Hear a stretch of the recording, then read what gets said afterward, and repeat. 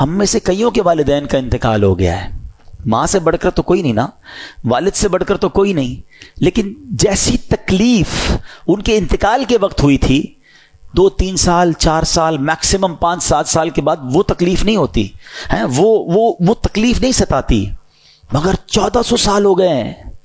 جب بھی کربلا کا واقعہ سنتے ہیں، جب بھی امام حسین اور ان کے خاندان کی مظلومیت سنتے ہیں تو آنکھوں میں آنسو آ جاتے ہیں، دل تڑپنے لگ جاتا ہے کہ یہ کیا کیا تھا ان لوگوں نے۔ ہیں شاعر لکھتے ہیں نا، جن کو دھوکے سے کوفے بلایا گیا، جن کے بچوں کو پیاسا رلایا گیا، جن کی گردن پہ خنجر چلایا گیا، اس حسین ابن حیدر پہ لاکھوں سلام۔ یہ ایسا عجیب واقعہ ہوا ہے کہ آج بھی جب سنتے ہیں پڑھتے ہیں تو عقل حیران ہو جاتی ہے۔ اور یہ ہستی کون تھی، ان کا اسٹیٹس کیا تھا، ان کا مرتبہ کیا تھا، جب یہ سنتے ہیں تو اور عقل حیران ہو جاتی ہے کہ اتنے بڑے مرتبے والی شخصیت کے ساتھ ایسا ظلم۔ کیا وہ اندھے ہو گئے تھے؟ کیا انہیں سمجھ نہیں تھی کہ ہم کن پر یہ ظلم کر رہے ہیں؟ نبی پاک امام حسین کو کہا کرتے تھے، یہ وہ میرا بیٹا ہے جس کے لیے میں نے اپنے بیٹے کو قربان کیا ہے۔ لیول آف لو سوچیں کتنا تھا، افیکشن کیسی تھی کہ اپنا بیٹا قربان کر دیا امام حسین رضی اللہ تعالیٰ عنہ پر۔ میرے آقا فرمایا کرتے، حسین مجھ سے ہے اور میں حسین سے ہوں۔ ہیں کبھی کاندھے پر بٹھانا ہے، کبھی گود میں اٹھانا ہے، کبھی چومنا ہے، کبھی کہتے یہ میرے پھول ہیں، بالکل لٹرلی میرے آقا پھولوں کی طرح انہیں سونگھا کرتے تھے۔ امام حسن اور امام حسین کا مرتبہ وہ ہے۔ سیدی اعلیٰ حضرت لکھتے ہیں نا، ان دو کا صدقہ جن کو کہا میرے پھول ہیں، کیجئے رضا کو حشر میں خنداں مثال گل۔ حضور ان دو کا صدقہ جن کو آپ نے پھول کہا تھا۔ ایک اور جگہ سیدی اعلیٰ حضرت گویا اس پورے خاندان کو، پنجتن پاک کو ایک باغ کی طرح سمجھاتے ہیں ہمیں۔ کیا بات رضا اس چمنستان کرم کی، کیسا چمن تھا، کیسا کرم کا باغ تھا۔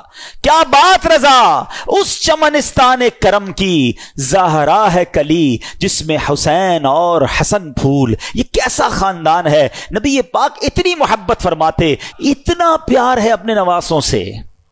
پیارے آقا علیہ الصلوۃ والسلام کی حدیث مبارک جس کا مضمون ہے، جو حسین سے بغض رکھے اس نے مجھ سے بغض رکھا۔ اتنے فضائل، اتنے نازوں سے پالا ہوا امام حسین کی قسمت پر ہماری جانیں قربان۔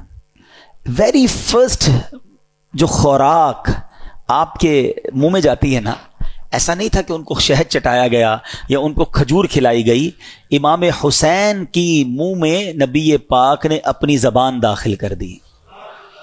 پہلی خوراک لعاب مصطفیٰ ہے صلی اللہ تعالی علیہ وسلم۔ آپ سوچیں سٹارٹ کیسا ہے کہ زندگی میں اگر پہلا کچھ لقمہ کھایا ہے یا کوئی چیز حلق کے نیچے جا رہی ہے تو وہ سرور کائنات علیہ الصلوۃ والسلام کا لعاب دہن ہے۔ اذان کس نے دی؟